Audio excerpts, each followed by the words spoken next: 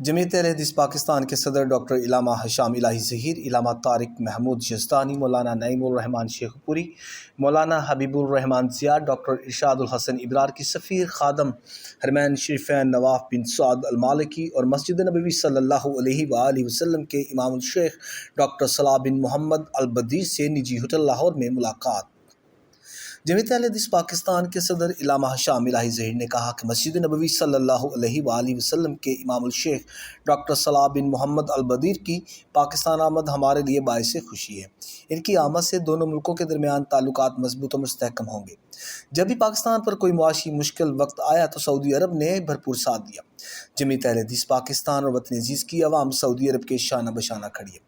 ہم سعودی عرب کے خلاف ہونے والے ہر قسم کے منفی پروپیگنڈے کی پرزور مذمت کرتے ہیں۔ قائدین جمعیت اہل حدیث نے خادم حرمین شریفین ملک سلمان بن عبدالعزیز اور محمد بن سلمان عبدالعزیز کی حرمین شریفین کے حوالے سے جہود پر بھی ان کو زبردست خراج عقیدت پیش کیا۔